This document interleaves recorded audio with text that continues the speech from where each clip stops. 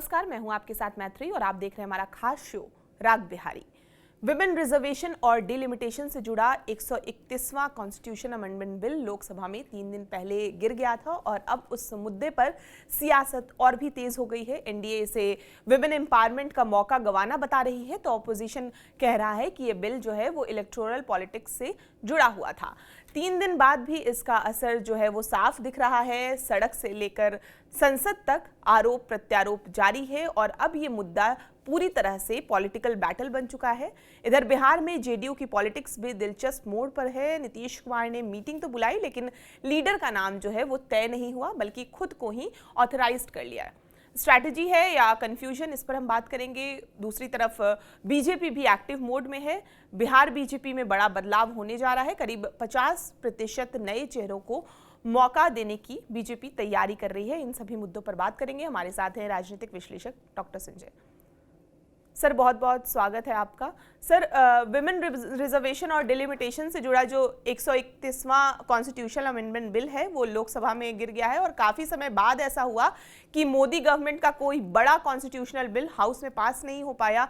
इस विधेयक के संसद में पारित न होने के बाद जो है एनडीए से जुड़ी महिलाओं में ज़बरदस्त गुस्सा था, आक्रोश था। इसी के विरोध में आज पटना का ऐतिहासिक गांधी मैदान एक विशाल जनसैलाब का गवाह बना। सरकार इसे विमेन एम्पावरमेंट की दिशा में हिस्टोरिक स्टेप बता रही है, लेकिन अपोजिशन का आरोप है कि ये विमेन रिजर्वेशन के नाम पर जो इलेक्टोरल मैप है वो बदलने की कोशिश थी और वोटिंग में नंबर आए, लेकिन 2/3 मेजॉरिटी का आंकड़ा जो है वो क्रॉस नहीं हो पाया और इसी वजह से बिल पास नहीं हो सका।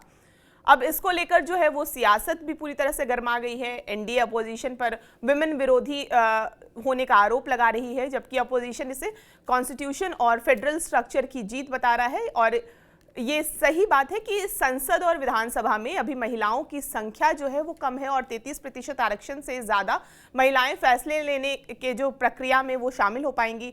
पंचायतों में हालांकि महिला आरक्षण के अच्छे नतीजे पहले ही दिख चुके हैं, वही असर जो है वो बड़े स्तर पर देखने को मिल सकता है।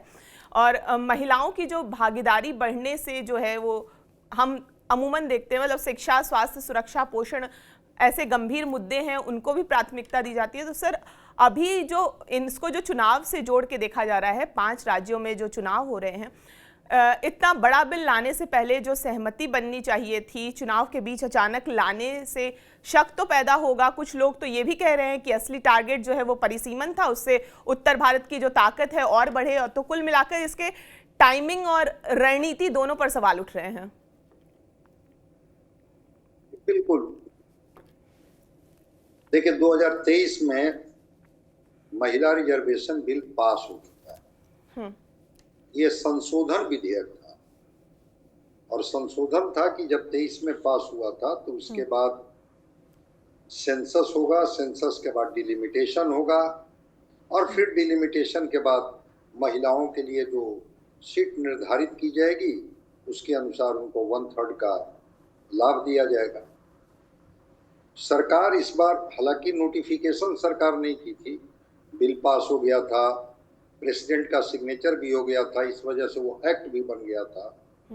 नोटिफिकेशन सरकार नहीं की थी।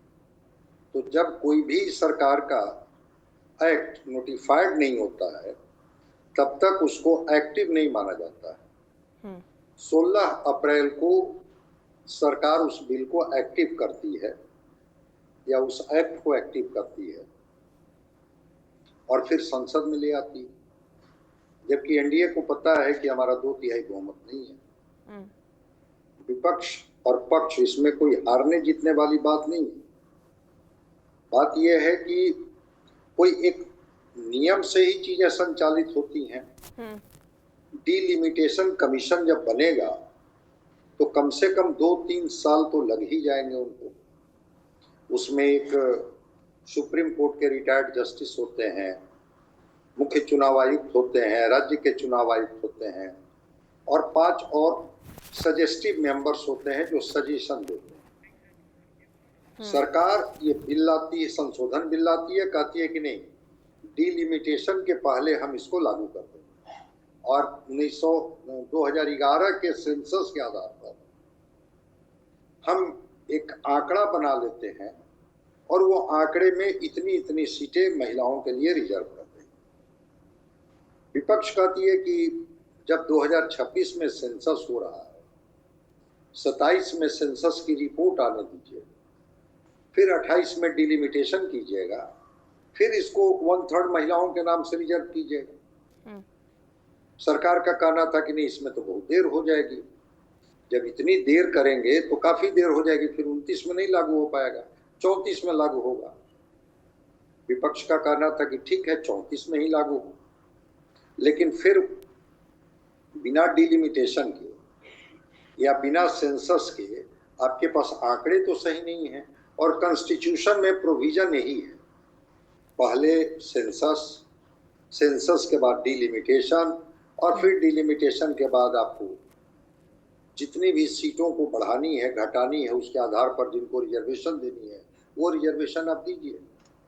तो विपक्ष अड़ गई कि फिर 543 पर ही क्यों नहीं, जब 2011 के सेंसस को आप आधार बना रहे हैं तो उस सेंसस के आधार पर हम ये करेंगे तो ठीक है। अभी तक तो 2 बार चूंकि फ्रीज किया गया है डिलिमिटेशन कमीशन को, एक बार फ्रीज किया गया इसको 76 में और एक बार फ्रीज किया गया इसको 2002 में, जब इंदिरा गांधी की सरकार थी तब वो फ्रीज की थी इसको 25 वर्षों के लिए, अटल जी की सरकार थी तो फिर फ्रीज किए अटल बिहारी वाजपेयी, और 2026 के बाद फिर डिलिमिटेशन की प्रक्रिया के बारे में विचार संसद कर सके। तो विपक्ष का कहना है कि फिर 543 पर क्यों नहीं, 543 में 1/3 सीट दे दीजिए, महिलाओं के लिए रिजर्व कर दीजिए, और 29 के चुनाव में उनको फायदा होगा, वो 1/3 सीटों पर लड़ेगी। एनडीए का कहना था कि नहीं, हमने संशोधन लाया है कि एक डिलिमिटेशन का फ्रेमवर्क मोटा मोटी हम बना लेते हैं 2011 के सेंसस के आधार पर, जिसमें 850 के करीब आता है, और उसमें 1/3 महिलाओं के लिए पहले रिजर्वेशन वाला बिल पारित करा लेते हैं और अमेंडमेंट, और फिर हम उसको 29 से लागू कर देंगे। तो मामला इसमें जीत और हार की नहीं है, जो आप कह रही हैं कि सर्वदलीय बैठक बुलाई जाती, सहमति ली जाती। जब कोई अमेंडमेंट आप ला रहे हैं तो अमेंडमेंट आनंद फानंद में नहीं आता है कि 16 अप्रैल को नोटिफिकेशन किए, 17 अप्रैल को पार्लियामेंट में रख दिए और कहे कि भाई आप तो 230 जो विपक्ष के विधायक थे उन्होंने विरोध में मत दिया, 298 लोगों ने पक्ष में मत दिया, मतलब कि 2/3 बहुमत के लिए जो संख्या बल था वो तो संख्या बल मिला नहीं। लोकसभा के बाद फिर राज्यसभा में ये जाता, राज्यसभा में भी एनडीए के पास बहुमत नहीं, तो लोकसभा में गिरा ही राज्यसभा में गिरता। जैसे 2010 में महिला आरक्षण बिल पास हो गया था मनमोहन सिंह के समय, लोकसभा में ये बिल पास नहीं हो पाया था। 2023 में नरेंद्र मोदी जी की सरकार थी, ये बिल पास हो गया 33% रिजर्वेशन का, लेकिन बिल पास हुआ, लेकिन प्रक्रिया वही रही कि सेंसस होगा 26 में, डिलिमिटेशन होगा, और तब फिर जाकर के सीटें रिजर्व की जाएगी। एनडीए का कहना है कि 543 पर करेंगे तो जो सीटिंग एमपी है वो प्रभावित हो जाएंगे, उनको हम लोग कहाँ से एडजस्ट करेंगे। लेकिन अगर 11 के सेंसस को उठा करके और उसके आधार पर हम करेंगे तो फिर एक ओबीसी का भी मामला आया महिलाओं के लिए, क्योंकि शेड्यूल ट्राइब्स का तो प्रोविजन है कोटा विद इन कोटा का, कि अगर 9 सीटें शेड्यूल कास्ट और शेड्यूल ट्राइब्स के लिए सुरक्षित है तो उसमें 3 सीट जो है वो महिलाओं के हिस्से में, जो शेड्यूल कास्ट शेड्यूल ट्राइब्स की महिलाएं, वहां कोई कठिनाई नहीं है। यहाँ एक ओबीसी की बात की जा रही है, मुस्लिम महिलाओं की बात की जा रही है, तो कॉन्स्टिट्यूशन में धर्म के आधार पर कहीं रिजर्वेशन की बात नहीं है। ओबीसी की बात भी अभी तक नहीं हुई कि ओबीसी वर्ग के होने की वजह से उनको लोकसभा और राज्य विधानसभा में कोई रिजर्वेशन का फायदा मिलेगा, वो चाहे महिला हो चाहे पुरुष हो।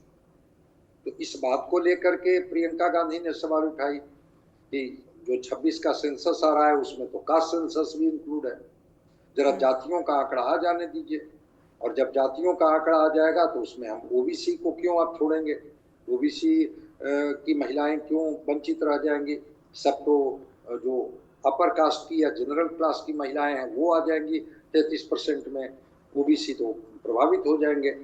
तो विपक्ष के अपने तर्क हैं, सत्ता पक्ष के अपने तर्क हैं, लेकिन मामला वही है कि प्रधानमंत्री ने तो बजाते राष्ट्र के नाम संदेश दे दिया।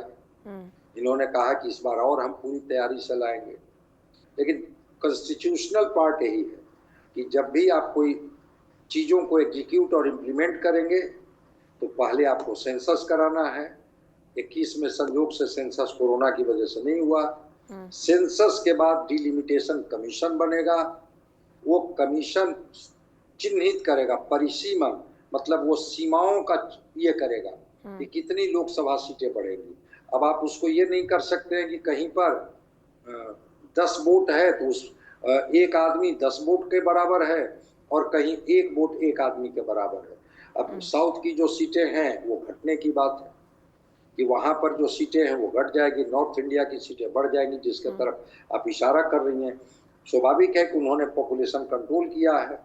जो नॉर्थ इंडिया के लोग हैं ये थोड़ा पॉपुलेशन बढ़ा है। अब 129 सीटें हैं साउथ इंडिया की, तो 129 में हो सकता है कि बढ़ेगी भी सीटें तो बढ़कर के 190 तक हो सकती है। इधर 628-29 होने की संभावना है। तो लगता है कि मेजॉरिटी में नॉर्थ इंडिया के लोग आ जाएंगे डिलिमिटेशन में, और जब नॉर्थ इंडिया के लोग आ रहे हैं तो फिर सरकार बनाने की स्थिति में होंगे, साउथ की आवाज दब जाएगी। तो वो कह रहे हैं कि जो हमने प्रायोरिटी बेसिस पर ह्यूमन इंडेक्स में जो परफॉर्म करके दिखाया वो हमारा प्रभावित हो जाएगा।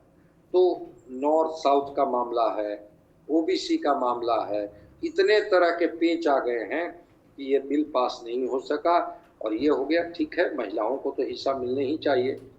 96 से ये प्रयोग हो रहा है। जब यूनाइटेड फ्रंट की सरकार थी, देवगौड़ा थे। 96 के बाद फिर ये बिल 98 में आया, 99 में आया, 2002 में आया, 2010 में आया, फिर 2023 में जाकर के पास हुआ। तो रिजर्वेशन तो महिलाओं को मिल गया है 33%, लेकिन इसका एग्जीक्यूशन और इम्प्लीमेंटेशन नहीं हुआ है, जिसमें सेंसस और डिलिमिटेशन का एक पेज फंसा हुआ है, दक्षिण उत्तर का पेज फंसा हुआ है, और फिर उस सीटों का कैसे डिलिमिटेशन आयोग चिन्हित करेंगे, क्योंकि 1 वोट 1 पर्सन 1 वैल्यू।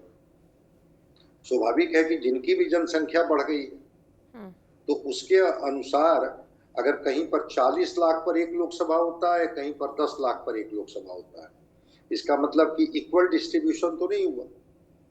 ये तो मान करके चला जाएगा। साउथ का यही कहना है कि हमने पॉपुलेशन कंट्रोल किया तो हमको, हमारी संख्या कम भी है तो हमारी सीटें उस अनुपात में बढ़ना चाहिए, समानुपातिक तरीके से।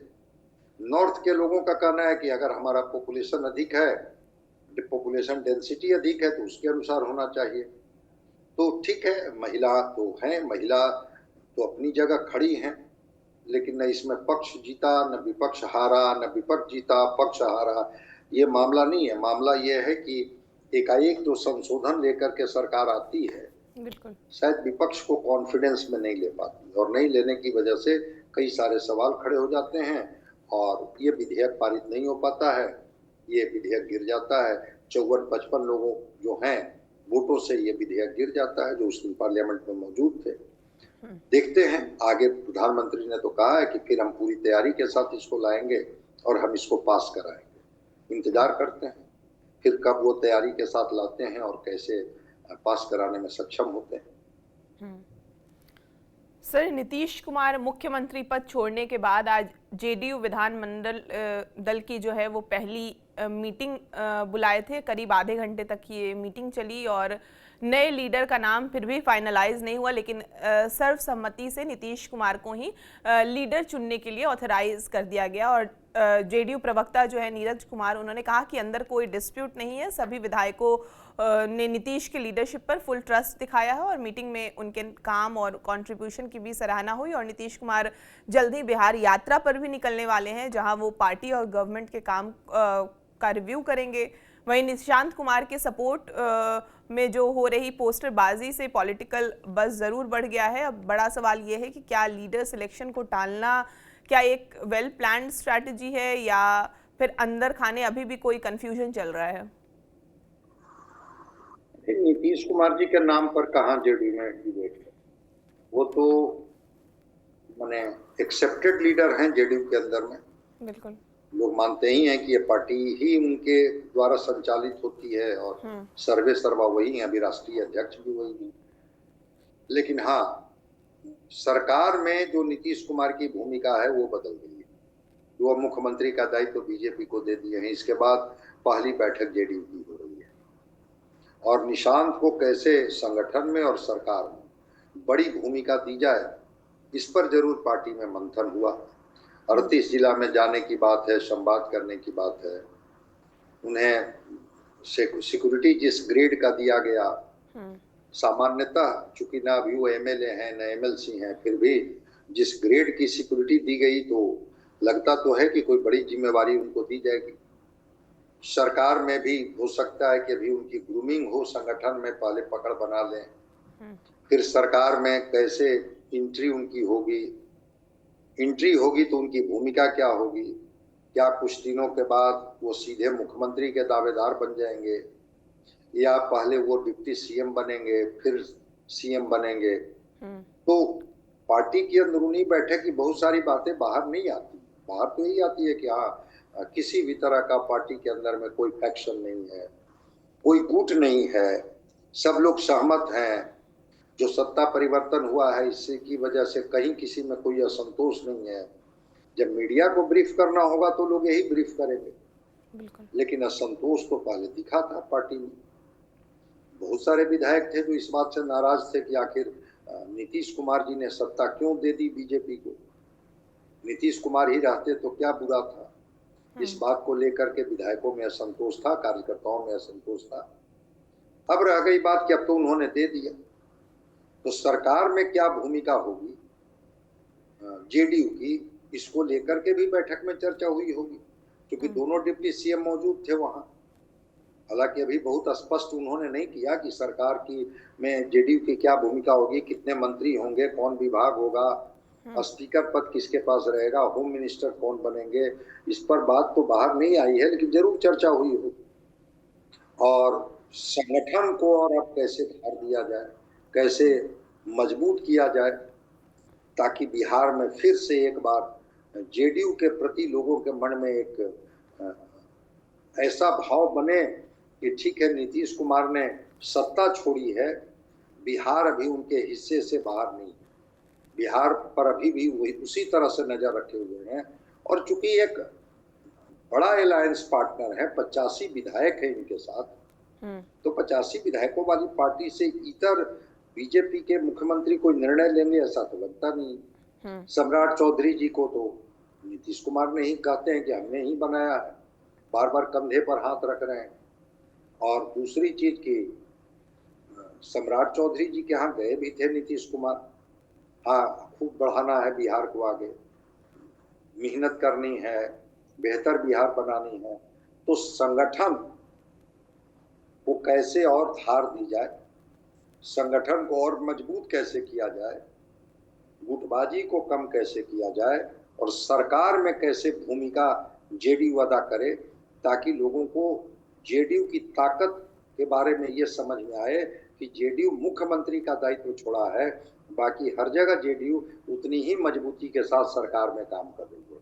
ठीक है, मुख्यमंत्री की एक कुर्सी दे दी गई बीजेपी के सम्राट चौधरी को, लेकिन बाकी विभाग और सरकार में निर्णय विजन वही नीतीश कुमार का है, जो नीतीश कुमार ने 20 वर्षों तक बिहार को चलाया।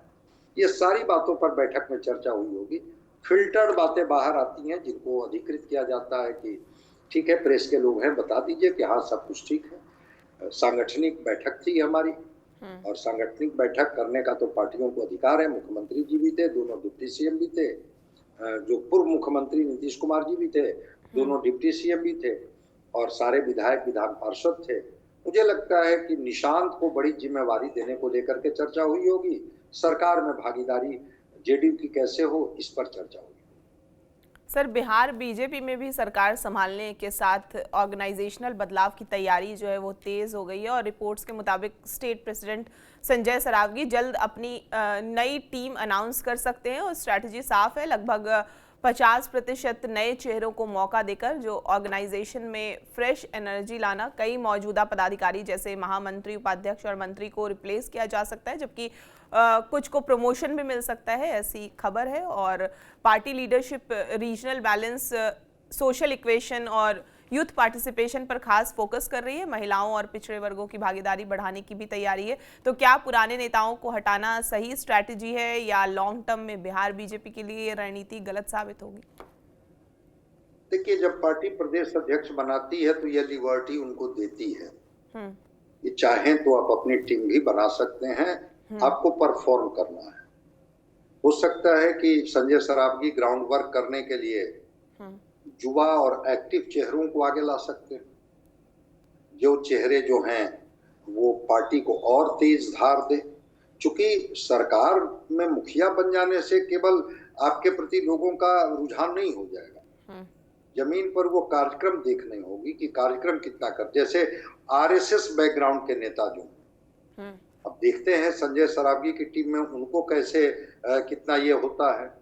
30-40% जिला अध्यक्षों में बदलाव भी बात चल रही है कि नए जिला अध्यक्ष ये देंगे जो ऊर्जावान होंगे, क्षमतावान होंगे। जो आप कास्ट इक्वेशन की बात कर रही हैं उसका भी ध्यान रखेंगे कि अगड़े को कहाँ दें, पिछड़े को कहाँ दें, अति पिछड़े को कहाँ दें, दलित को कहाँ दें, जिससे हमारी पार्टी जो है वो सोशल इक्वेशन और कॉम्बिनेशन में भी फिट बैठे और कोई उदासीन ना हो, लगे कि नहीं हमें यहाँ जिम्मेवारी दी गई तो उन्हें वहाँ जिम्मेवारी दी गई।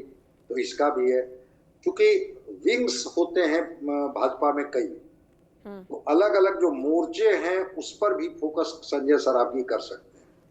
वो महिला मोर्चा है, ओबीसी मोर्चा है, ईबीसी मोर्चा है, युवा मोर्चा है।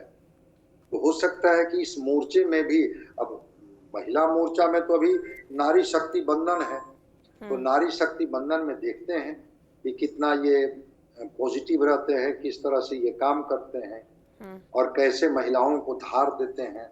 क्योंकि अभी एक बिल विधेयक, जो संशोधन विधेयक था वो नहीं पारित हुआ है, तो हो सकता है कि वो महिलाओं को ही आगे बढ़ा करके और उसमें ये कर सकते हैं। सोशल मीडिया और ग्राउंड केयर के लिए भी एक टीम गठित कर सकते हैं, क्योंकि जमाना है सोशल मीडिया का। लोग जरा देखें बीजेपी के कार्यक्रमों को, जो सरकार की योजनाएं हैं वो कैसे जमीन तक पहुंचेगी, कहां कहां। कल ही सम्राट चौधरी जी ने तो घोषणा की है कि हम एरो सिटी बनाएंगे, हर जिला में हम एयरपोर्ट बनाएंगे और बगल में एरो सिटी बनाएंगे पीपी मोड में। सरकार 55% तक जमीन देगी, बाकी इन्वेस्टमेंट होगा और नए शहर बसाएंगे, अर्बनाइजेशन को हम डेवलप करेंगे। तो देखते हैं कि कहां कहां किस तरह से इन चीजों को ये बढ़ाने में कामयाब होते हैं और कैसे इसको लागू करने में सफल होते हैं। इस पर नजर रहेगी कि संजय सरावगी अपनी नई टीम बना करके और कैसे नए तरीके से काम कर सकते हैं। तो थोड़ा इंतजार करना होगा। बिल्कुल, जैसे बीजेपी जेडीयू दोनों की रणनीति में अभी बदलाव होने वाले हैं, हम आप तक ज़रूर पहुंचाएंगे। सर, बहुत बहुत शुक्रिया हमसे बातचीत करने के लिए। आपको ये पूरी जानकारी कैसी लगी, पूरी बातचीत कैसी लगी, हमें कमेंट करके ज़रूर बताएं। और बिहार की तमाम खबरों के लिए आप हमारे साथ बने रहें और देखते रहें TV9 बिहार झारखंड।